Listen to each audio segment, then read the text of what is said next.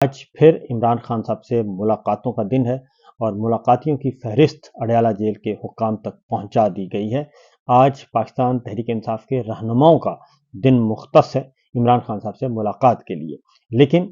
اس بات کا بہت زیادہ امکان ہے کہ آج بھی عمران خان صاحب کے ساتھ ملاقات نہیں کروانے دی جائے گی، کیونکہ یہ فیصلہ جناب بادشاہ سلامت کر چکے ہیں، اور یہ بادشاہ سلامت کا یہ فیصلہ ان کے جو ماؤتھ پیس ہیں، جو ان کی پراکسیز ہیں، ان کے ذریعے غیر سرکاری ترجمانوں کے ذریعے عوام تک پہنچایا جا رہا ہے، اور اس طریقے سے عمران خان کا اور بشرا بی بی کا وہ مقدمہ بالکل درست ثابت ہو رہا ہے کہ یہ ملک عاصم لا کے تحت چلایا جا رہا ہے، اور عمران خان اور بشرا بی بی کو جیل میں بھی ایک بادشاہ سلامت کے حکم کے تحت رکھا ہوا ہے، میرٹ اور قانون کے مطابق نہیں رکھا ہوا۔ تو آج پھر ملاقاتیں نہیں ہونے دی جائیں گی، لیکن اس کے ساتھ ساتھ یہ جو ملاقاتیں نہ کروانے کا معاملہ ہے، یہ فیلڈ مارشل اور موجودہ حکومت جو کہ ناجائز حکومت ہے، اس کے گلے کا پھندا بنتا جا رہا ہے، جس کی وجہ سے پاکستان کے لیے بھی مشکلات پیش آ سکتی ہیں۔ ملاقاتوں پر جو پابندی ہے، اس کے حوالے سے ملک گیر احتجاج نہیں بلکہ عالمگیر احتجاج ہو رہا ہے، اور پچھلے منگل کو برطانیہ کے مختلف شہروں میں، 4 شہروں میں، یورپ کے مختلف ممالک میں احتجاج ہوا اور بہت زیادہ ہوا، اور اس میں شہزاد اکبر صاحب جو ہیں وہ کافی اگریسو اور کافی ایکٹیو نظر آئے، اور وہ چونکہ ایک اہم ترین اسائنمنٹ پر کام کر رہے ہیں، جو اس وقت اوورسیز پاکستانیوں کے ساتھ پاکستان کے اندر اور پاکستان کے باہر جو سلوک کیا جا رہا ہے، اور اوورسیز پاکستانیوں کے ساتھ اور ان کی فیملی کے ساتھ جو خاص طور پہ ان کو جبر کا نشانہ بنایا جا رہا ہے، فسطائیت کا نشانہ بنایا جا رہا ہے، اس پہ شہزاد اکبر صاحب ایک امپورٹنٹ اسائنمنٹ وہ کام کر رہے ہیں، اور باقاعدہ طور پہ اعداد و شمار اکٹھے کر رہے ہیں، جو کہ سبمٹ کروائے جائیں گے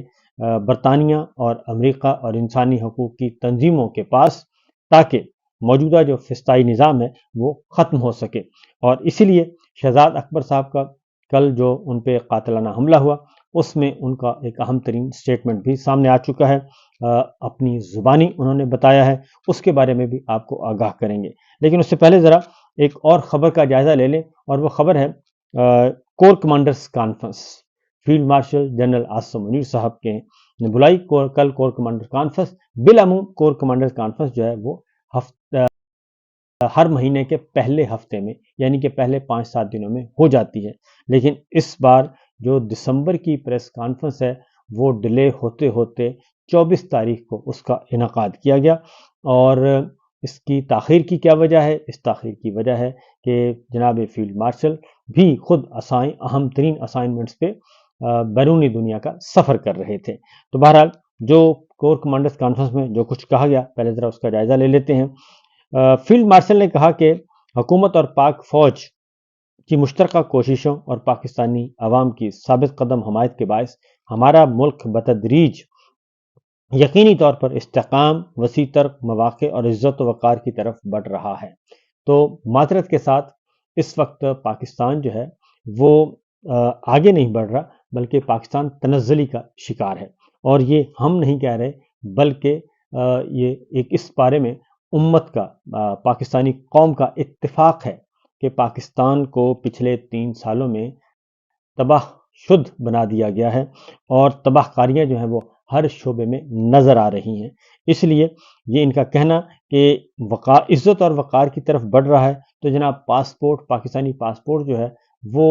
اس سے صرف 3 ملک بہتر ہیں، اور باقی تمام ملک پاکستان سے بہتر ہیں۔ تو 3 ملک جو ہیں وہ کمتر ہیں ان پاسپورٹ کیٹیگری میں، ان میں ایک ہے افغانستان، اور ایک ہے شاید شام،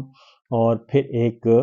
اور ملک ہے عراق ہے شاید۔ تو 3 ملک ہیں جو کہ پاکستان سے بہتر ہیں، بدتر ہیں، باقی تمام کے تمام جو ہیں وہ بہتر ہیں۔ اس کے ساتھ ساتھ جو یہ کہہ رہے ہیں کہ عزت و وقار کی طرف بڑھ رہا ہے، تو عزت و وقار کی طرف اگر پاکستان بڑھ رہا ہوتا جناب فیلڈ مارشل، تو اس وقت پاکستانی جو ہیں وہ اپنا سرمایہ بیرون ملک لے کر نہ جا رہے ہوتے، اور پاکستانیوں کا سب سے زیادہ سرمایہ کاری یو اے ای میں ہے، صرف یو اے ای میں وہ ہے $100 ارب سے تجاوز کر چکی ہے۔ $100 ارب پاکستان سے نکل گیا، اور آپ کو کانوں کان تک خبر نہ ہوئی، آپ کے اداروں کو کانوں کان تک خبر نہ ہوئی اور 100 ارب ڈالر پاکستان سے نکل گیا. آپ نے 100 ارب ڈالر کی بیرونی سرمایہ کاری لانی تھی، لیکن آپ یہ ذرا سوچئے کہ حساب کے روح سے یہ 200 ارب ڈالر کا نقصان ہو گیا ہے. یعنی 100 ارب ڈالر جو باہر سے آنا تھا وہ بھی نہیں آیا اور مزید پاکستان کی اکانومی سے 100 ارب ڈالر نکل گیا. اس کی ریزن کیا ہے؟ اس کی ریزن بڑی سمپل سی ہے کہ مل مالکان، کاروباری لوگ، فیکٹریوں کے مالکان، یہ سب کے سب کسی بھی انڈسٹری سے وابستہ ہیں. وہ کہتے ہیں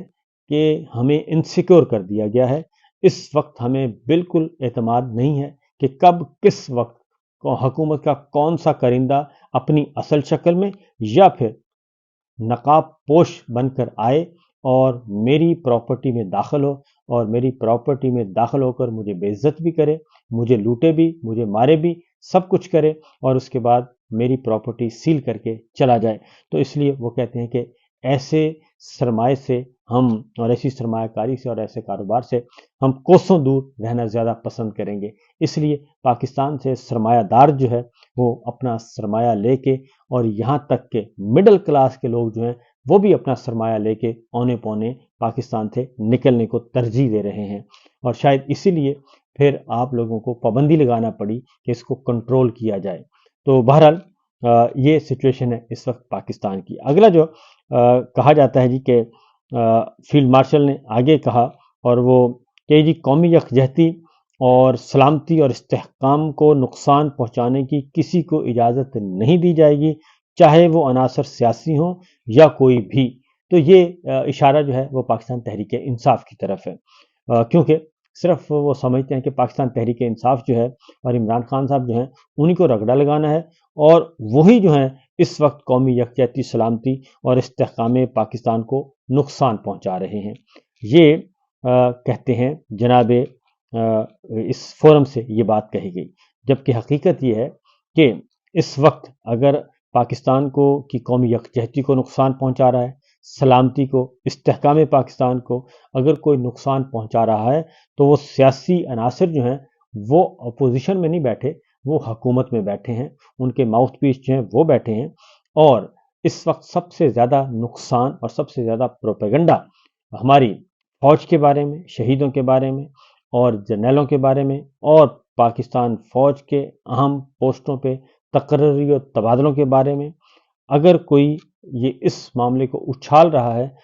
تو وہ جناب سرکار یا پھر آپ سے ہی جڑا ہوا جو میڈیا ہے وہی اچھال رہا ہے. آپ اسے کچھ بھی نام دے دیں لیکن تمام خبریں وہیں سے جنریٹ ہو رہی ہیں، جس کو آپ کہتے ہیں کہ قومی یکجہتی کو نقصان پہنچ رہا ہے. مسلح افواج اور پاکستان کے عوام کے درمیان تفرقہ پیدا کرنے کی کسی کو ہرگز اجازت نہیں. تو سادہ سی بات، بہت ہی انتہائی عاجزانہ. تو جناب یہ جو آپ کہہ رہے ہیں کہ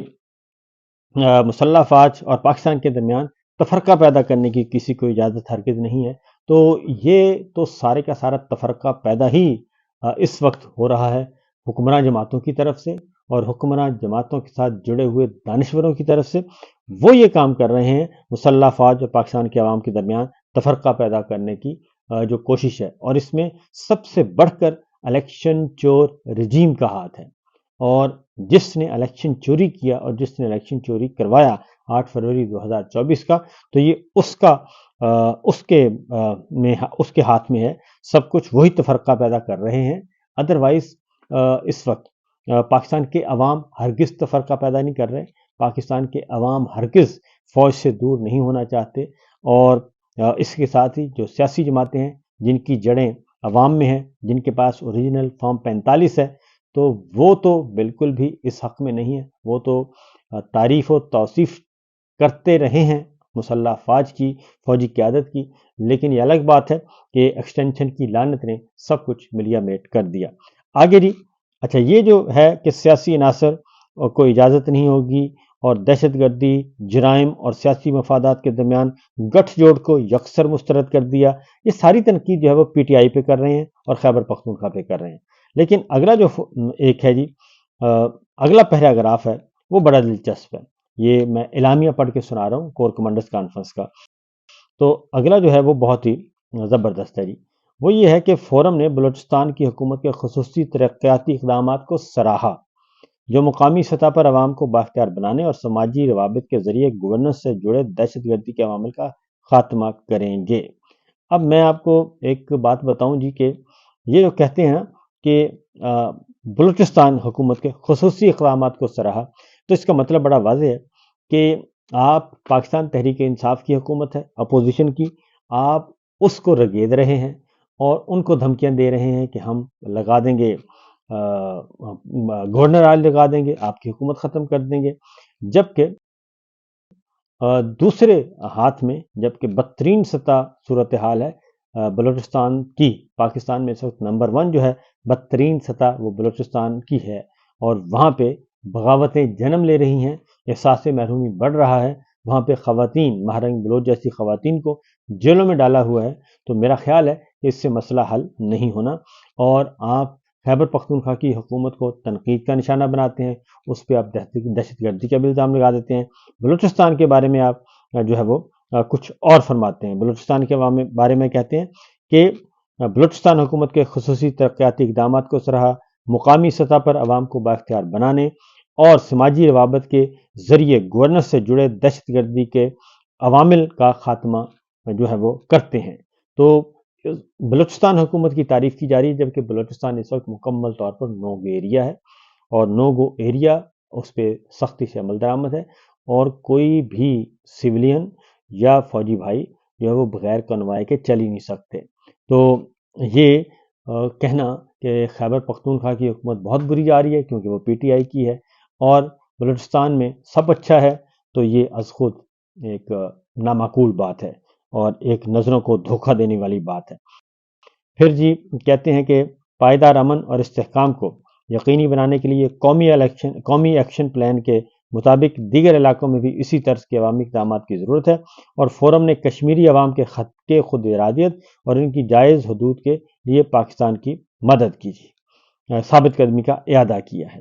اور اس کے بعد شرکاء کانفرنس نے مسئلہ فلسطین پر پاکستان کے اصولی موقف کی بھی توثیق کی ہے، اور پہلی دفعہ کور کمانڈرز کانفرنس میں ایک پیراگراف شامل کیا گیا ہے کہ غزہ میں فوری اور مستقل جنگ بندی، بلا روک ٹوک انسانی رسائی، فلسطینی ریاست کے لیے قابل اعتماد راستے کا مطالبہ کیا گیا۔ اب آتے ہیں کہ army chief defence of forces نے پاک فوج کی قومی خود مختاری اور علاقائی سالمیت کا مستقل تحفظ کرتے ہوئے کنونشنل اور سب کنونشنل سے لے کر ہائبرڈ اور غیر متناسب چیلنج تک کے خطرات کا مؤثر طریقے سے مقابلہ کرنے کی صلاحیت پر اعتماد کا اظہار کیا ہے۔ تو یہ آرمی چیف کے فرمودات ہیں، اور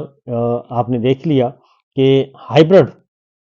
نظام کا جو ہے وہ کہتے ہیں کہ کنونشنل اور سب کنونشنل سے لے کر ہائبرڈ اور غیر متناسب چیلنج تک کے خطرات کا مؤثر طریقے سے مقابلہ کرنے کی صلاحیت پر مکمل اعتماد کا اظہار کیا۔ تو جناب مکمل اعتماد کا اظہار تب کریں گے جب ہمارا پانی کھل جائے گا اور ہم بھی باغ و بہار ہو جائیں گے۔ پاکستان کا اس وقت پانی بند ہے۔ اب آگے بڑھتے ہیں جی،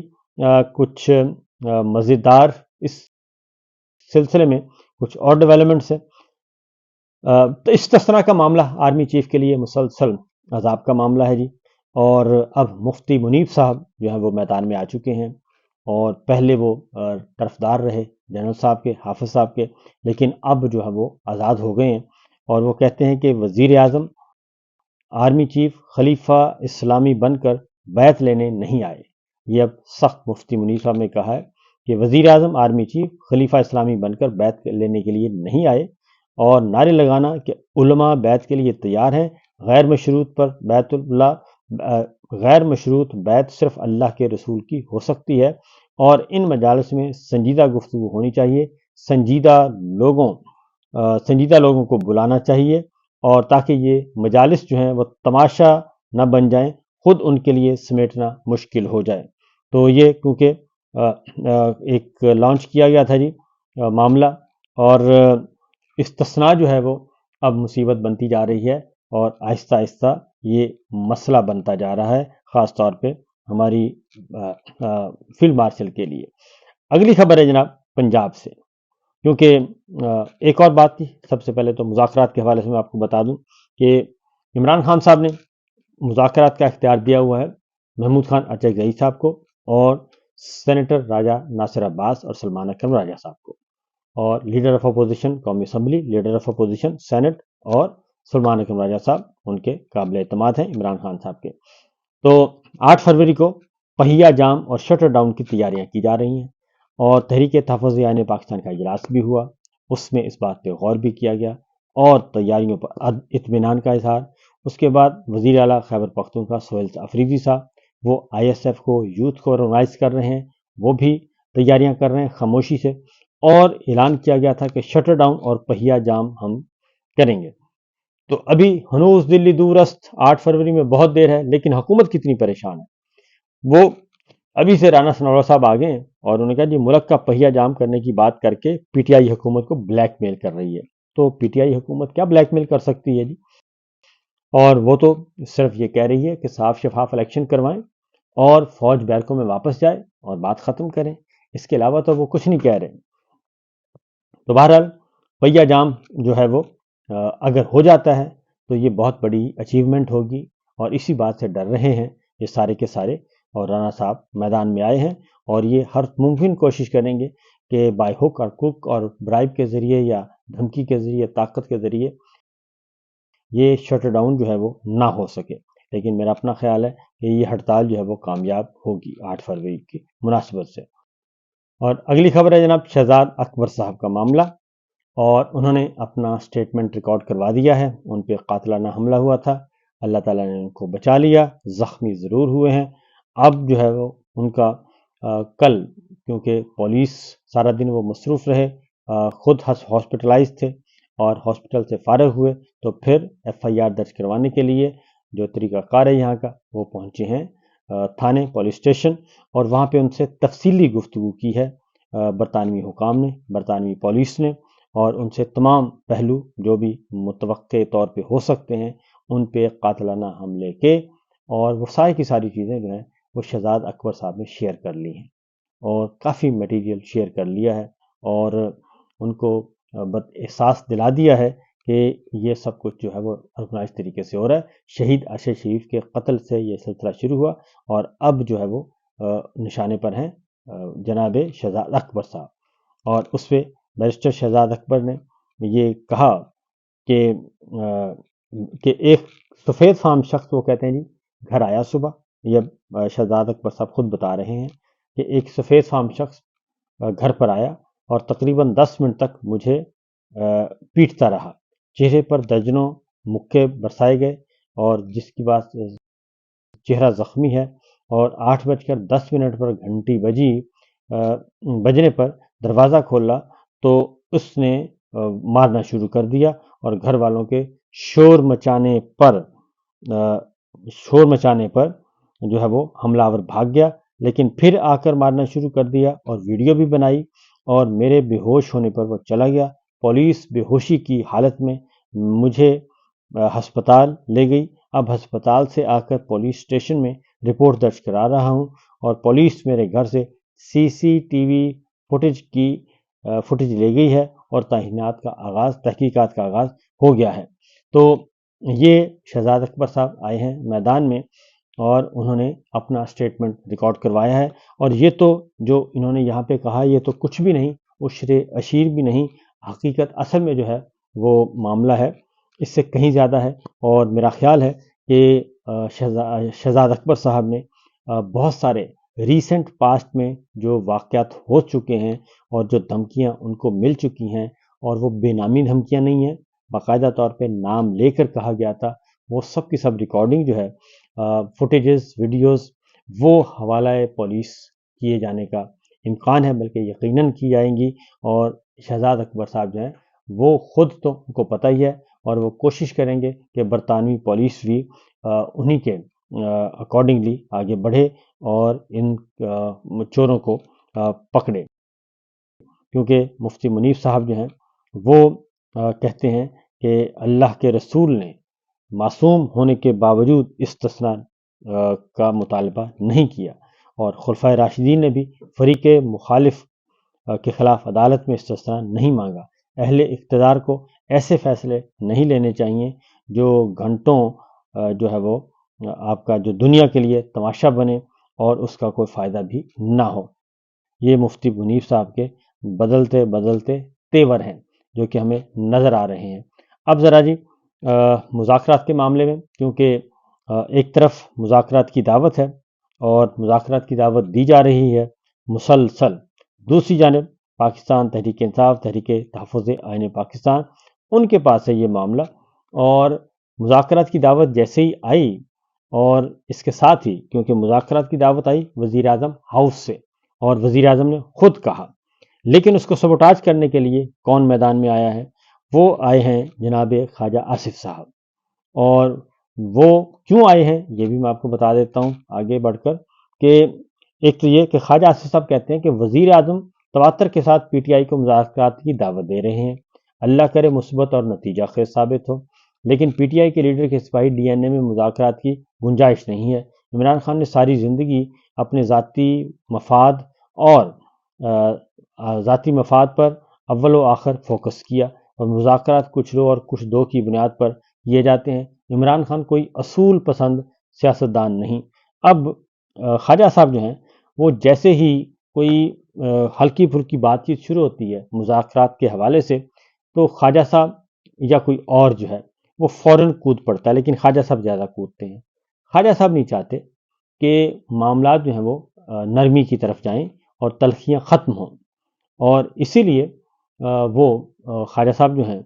وہ اس طرح کی حرکتیں کرتے رہتے ہیں، اور اب بھی انہوں نے یہ باقاعدہ طور پہ جو سٹیٹمنٹ دی، یہ بھی اسی سلسلے کی کڑی ہے